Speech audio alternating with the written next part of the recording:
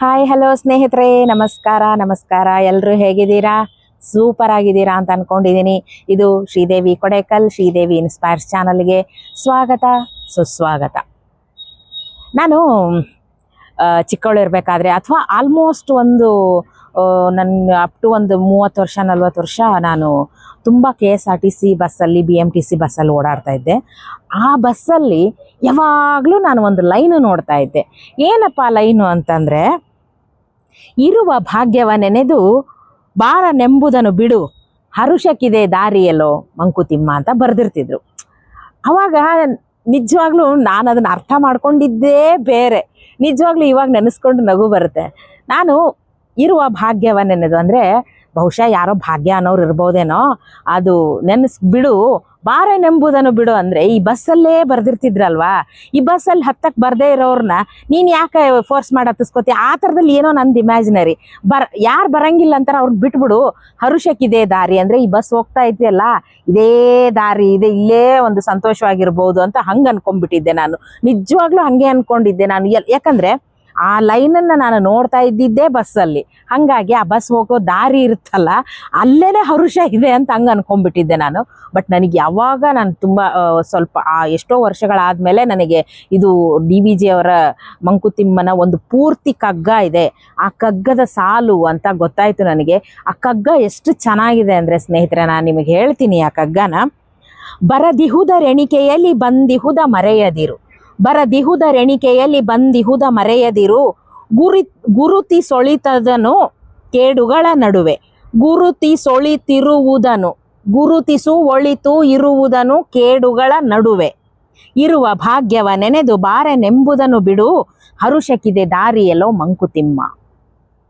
ಎಷ್ಟು ಚೆನ್ನಾಗಿದೆ ಅಂದರೆ ಇದು ನಿಜವಾಗ್ಲೂ ಈ ಪೂರ್ತಿ ಕಗ್ಗ ನೋಡಿದಾಗ ನನಗೆ ಆ ಲೈನ್ಗಳು ಎಷ್ಟು ಅರ್ಥಪೂರ್ಣವಾಗಿದೆ ಅನ್ನೋದು ನನಗೆ ಗೊತ್ತಾಯಿತು. ಒಬ್ಬನು ಕಾಡಲ್ಲಿ ನಡ್ಕೊಂಡು ಹೋಗ್ತಾ ಇದ್ನಂತೆ. ಹೋಗ್ತಾ ಏನಾಯಿತು, ಕತ್ಲೆ ಆಗಿಬಿಡ್ತು. ಫುಲ್ ಕತ್ಲೆ ಆಗೋಯ್ತು. ಕಾಡಲ್ಲೇನು ಯಾರು ಬಂದ್ಬಿಟ್ಟು ಏನೋ ಲೈಟೆಲ್ಲ ಹಾಕಿರ್ತಾರ? ಇಲ್ಲ.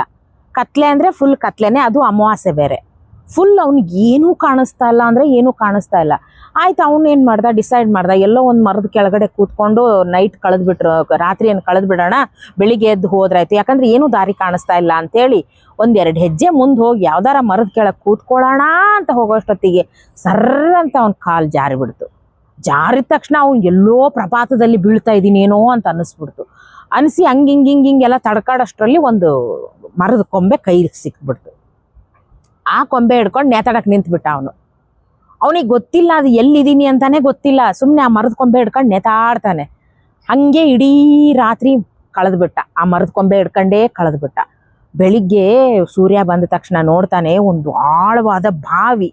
ಆ ಬಾವಿ ದಂಡೆ ಮೇಲೆ ಒಂದು ಮರ, ಆ ಮರದ ಕೊಂಬೆ ಹಿಡ್ಕೊಂಡು ಇವ್ನು ನೇತಾಡ್ತಾನೆ. ಎಷ್ಟು ಅಂತ ನೇತಾಡೋಕ್ಕಾಗತ್ತೆ, ಕೈ ನೋವು ಬರಲ್ವಾ? ಇಡೀ ರಾತ್ರಿ ಬೇರೆ ಕಳೆದ್ಬಿಟ್ಟಿದ್ದಾನೆ. ಆಯಿತು ಸರಿ ಅಂದ್ಬಿಟ್ಟು ಅವನು ಯಪ್ಪ ಎಲ್ಲಿ ಬಂದು ತಗ್ಲಾಕೊಂಡೆ ನಾನು ಅಂತ ಹೇಳ್ಬಿಟ್ಟು ಕೆಳಗೆ ಬಗ್ಗಿ ನೋಡ್ದ. ಸಿಕ್ಕಾಪಟ್ಟೆ ಆಳವಾದ ಒಂದು ಬಾವಿ. ಆ ಬಾವಿ ಒಳಗೆ ಹಾವು ಗೀವು ಅದು ಇದು ಏನೇನೋ ಪ್ರಾಣಿಗಳು ಓಡಾಡ್ತವೆ. ಆಯಿತು, ಹೆಂಗೆಂಗೋ ಮಾಡಿ ಗಿಡದ ಮೇಲೆ ಹತ್ಕೊಂಡು ಮೇಲೆ ಹೋಗೋಣ ಅಂದರೆ ಈ ಕಡೆ ಒಂದು ಹುಲಿ, ಆ ಕಡೆ ಒಂದು ಹುಲಿ, ಎರಡೂ ಹಸ್ಕೊಂಡು ಹುಲಿ ಅವನ್ನ ತಿನ್ನಬೇಕು ಅಂತ ಕಾಯ್ಕೊಂಡು ಇನ್ನೇನು ಅವನ ಹತ್ತಿ ಬಂದರೆ ದಾಳಿ ಮಾಡಿಬಿಡೋಣ ಅಂತೇಳಿ ನಿಂತ್ಕೊಂಡ್ಬಿಟ್ಟಿವೆ. ಮೇಲೆ ಹತ್ತಿ ಹೋಗೋಣ ಅಂದರೆ ಹುಲಿ, ಕೆಳಗೆ ಬೀಳೋಣ ಅಂದರೆ ಅಷ್ಟು ಆಳಕ್ಕೆ ಬಿದ್ದರೆ ಉಳಿಬಹುದಾ? ಉಳಿಯಂಗಿಲ್ಲ. ಹೋಗ್ಲಿ ಅಪ್ಪಿ ತಪ್ಪಿ ಉಳ್ದ ಅಂತಾನೆ ಇಟ್ಕೊಳ್ಳಿ. ಅಲ್ಲಿ ಹಾವು ಚೇಳು ಏನೇನೋ ಕೆಟ್ಟ ಜಂತುಗಳೆಲ್ಲ ಇದೆ, ಅವು ಕಚ್ಚಿದ್ರೆ ಉಳಿತಾನ? ಇಲ್ಲ. ಹೋಗ್ಲಿ ಆಳವಾದ ಬಾವಿಲಿ ಬಿದ್ದ ಮೇಲೆ ಅಲ್ಲಿಂದ ಎದ್ದು ಬರೋದು ಹೆಂಗೆ? ಏನು ಮಾಡೋದು ಗೊತ್ತಿಲ್ಲ. ಅವನು ಅನ್ಕಂಡ ಮುಗೀತಿಲ್ಲಿಗೆ ನನ್ನ ಕತೆ, ಗೊತ್ತಿಲ್ಲ, ಸಾವು ಹೆಂಗೆ ಬೇಕಾರ ಬರ್ಬೋದು. ಇಲ್ಲ ಹುಲಿ ಎಗರಿ ತಿನ್ಬೋದು, ಇಲ್ಲ ನನ್ನ ಕೈ ಎಷ್ಟು ಅಂತ ಹಿಡ್ಕೊಂಡು ನೋವಾಗಿ ನಾನು ಕೆಳಗೆ ಬಿದ್ದು ಸಾಯ್ಬೋದು, ಇಲ್ಲಾಂದರೆ ಆ ಕೊಂಬೆ ಮುರಿದು ನಾನು ಕೆಳಗೆ ಬೀಳ್ಬೋದು, ಏನು ಬೇಕಾದರೂ ಆಗ್ಬೋದು ಅಂತೇಳಿ ಅವ್ನು ಡಿಸೈಡ್ ಮಾಡಿ ಆಯಿತು ಎಲ್ಲಿವರೆಗೂ ನನಗೆ ತ್ರಾಣ ಇರುತ್ತೋ ಅಲ್ಲಿವರೆಗೂ ಹಿಡ್ಕೊಳ್ಳೋಣ ಅಂತ ಹಿಡ್ಕೊಂಡು ನಿಂತ್ಕೊಂಡ. ಆಮೇಲೆ ಅವ್ನು ಸ್ವಲ್ಪ ಹೊತ್ತಾದಮೇಲೆ ಮೂಗಿನ ಮೇಲೇನೋ ತಟ್ಟಕ್ಕಂತ ಒಂದು ಹನಿ ಬಿತ್ತು. ಅವನು ಇಲ್ಲಿ ಏನು ಹನಿ ಬಿತ್ತು, ಅದು ಬೇರೆ ಏನು ಬೇಸಿಗೆ ಕಾಲ, ಮಳೆ ಅಂತೂ ಇಲ್ಲ ಅಲ್ಲಿ, ಏನೋ ಒಂದು ಹನಿ ಬಿತ್ತಲ್ಲ ಅಂದ್ಬಿಟ್ಟು ಅವನೇನು ಮಾಡ್ದ, ಅದು ಹನಿ ಹಿಂಗೆ ಇಳ್ಕೊಂಡು ಇಲ್ಲಿ ಬಾಯಿ ಹತ್ರ ಬಂತು. ಸರಿ ಏನಿದು ನೋಡೇ ಬಿಡೋಣ ಅಂತ ಹಿಂಗೆ ನೆಕ್ಕಿದ್ರೆ ಜೇನು ಸ್ವೀಟ್ ಅಂದರೆ ಸ್ವೀಟು, ಅಷ್ಟು ಸ್ವೀಟ್ ಆಗಿರೋ ಒಂದು ಜೇನು ಹನಿ ಅವನು ಮೂಗಿನಲ್ಲಿ ಬಿತ್ತು. ಅದನ್ನು ಅವನು ನೆಕ್ದ. ಆಮೇಲೆ ಅವನು ಹಿಂಗೆ ಕತ್ತೆತ್ತು ನೋಡ್ದ, ಆ ಮರದ ಮೇಲೆ ಒಂದು ದೊಡ್ಡ ಜೇನು, ಇಷ್ಟು ದೊಡ್ಡ ಒಂದು ಹುತ್ತ ಇಟ್ಟಿದೆ. ಅಲ್ಲಿಂದ ಆ ಜೇನು ಹನಿ ತಟ್ಟಕ್ಕಂತ ಒಂದೊಂದೇ ಹನಿ ಬೀಳ್ತಾ ಇದೆ. ಅದು ಕರೆಕ್ಟಾಗಿ ಅವ್ನ ಮೂಗಿಗೆ ಬೀಳ್ತಾ ಇದೆ. ಮೂಗಿಗೆ ಬಿದ್ದು ಅದು ಇಳ್ಕೊಂಡು ಬಾಯಿಗೆ ಬರ್ತಾ ಇದೆ. ಅವನಂದ, ಅಬ್ಬಾ ಎಂಥ ಸ್ವೀಟ್ ಅಪ್ಪ, ಇಂಥ ಸ್ವೀಟ್ ಇಡೀ ಜೀವನದಲ್ಲಿ ನಾನು ಯಾವತ್ತೂ ತಿಂದಿರಲಿಲ್ಲ ಅಂತ ಅನ್ಕೊಂಡ್ಬಿಟ್ಟ. ಅದು ಏನು ಒರಿಜಿನಲ್ ಜೇನು. ಅವನು ಅದನ್ನು ಆನಂದವನ್ನು ಅನುಭವಿಸೋಕೆ ಸ್ಟಾರ್ಟ್ ಮಾಡ್ದ.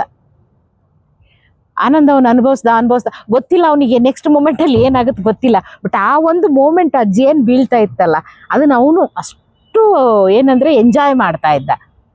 ಈ ಕಗ್ಗ ಇದಕ್ಕೆ ರಿಲೇಟ್ ಆಗುತ್ತೆ. ಏನಂತಂದರೆ, ಎಂಥ ಪರಿಸ್ಥಿತಿ ಬಂದ್ರೂ ಕೂಡ ನಾವು ಆ ಒಂದು ಸಣ್ಣ ಸಣ್ಣ ಸಣ್ಣ ಸಣ್ಣ ಒಂದು ಆನಂದವನ್ನು ಮರೆತು ಬಿಡ್ತೀವಲ್ಲ ನಾವು. ಅದಕ್ಕೆ ಡಿ ವಿ ಜಿ ಅವ್ರು ಏನು ಹೇಳಿದ್ರು ಅಂದರೆ, ಬರದಿಹುದ ರೆಣಿಕೆಯಲ್ಲಿ ಬಂದಿಹುದ ಮರೆಯದಿರು.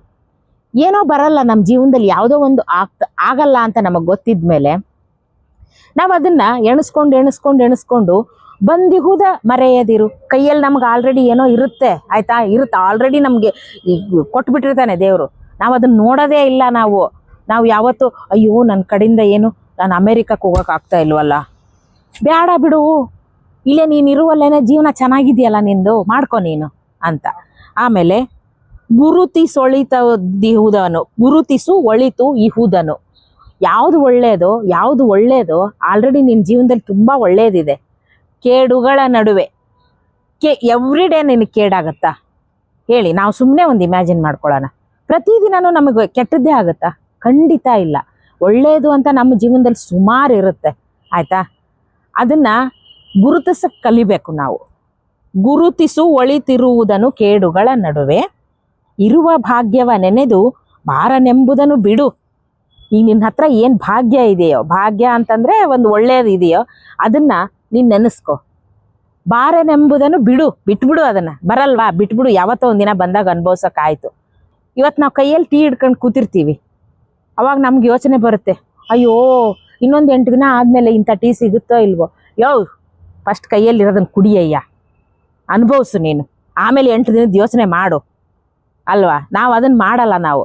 ಆಮೇಲೆ ಇವತ್ತೊಂದು ಟ್ರಿಪ್ಗೆ ಹೋಗಿರ್ತೀವಿ, ಎಂಜಾಯ್ ಮಾಡ್ತಾ ಇರ್ತೀವಿ, ಅಲ್ಲಿ ಎಂಜಾಯ್ ಮಾಡೋದು ಬಿಟ್ಬಿಡ್ತೀವಿ ನಾವು. ಅಯ್ಯೋ ಇನ್ನೊಂದು 4 ವರ್ಷ ಆದರೆ ನನಗೆ ಇಂಥ ಟ್ರಿಪ್ ಹೋಗೋಕ್ಕಾಗುತ್ತೋ ಇಲ್ವೋ ಅಂತ ನಾವು ಯೋಚನೆ ಮಾಡ್ತೀವಿ. ಇವತ್ತಿರೋದನ್ನು ಬಿಟ್ಬಿಡ್ತೀವಿ ನಾವು. ಅದಕ್ಕೆ ಇರುವ ಭಾಗ್ಯವ ನೆನೆದು ಬಾರೆನೆಂಬುದನ್ನು ಬಿಡು, ಹರುಷಕ್ಕಿದೇ ದಾರಿ. ನಾವು ಯಾವಾಗಲೂ ಒಂದು ಚಿಕ್ಕ ಆನಂದವನ್ನು ಅನುಭವಿಸಿದಾಗಲೇ ನಮ್ಮ ಜೀವನಕ್ಕೆ ನೆಮ್ಮದಿ ಸಿಗುತ್ತೆ. ಅದಕ್ಕೆ ಬಹುಶಃ ನೆಹರು ಅವ್ರು ಹೇಳಿದ ಮಾತು ಅನಿಸುತ್ತೆ, ನಂಗೆ ಅಷ್ಟು ನೆನಪಿಲ್ಲ. ಏನಂದರೆ, ಸೂರ್ಯನ ಬೆಳಕನ್ನು ಅನುಭವಿಸೋಕ್ಕಾಗಲಿಲ್ವಲ್ಲ ಅಂತ ಹತ್ಕೊಂಡು ಕೂತ್ರೆ ನೈಟಲ್ಲಿ ಬರೋ ಚಂದ್ರಮ ಮತ್ತು ಚುಕ್ಕೆ ಬೆಳಕನ್ನು ಕೂಡ ನಿನಗೆ ಅನುಭವಿಸೋಕ್ಕಾಗಲ್ವಂತೆ. ಅದಕ್ಕೆ ಬಿಟ್ಬಿಡ್ಬೇಕು.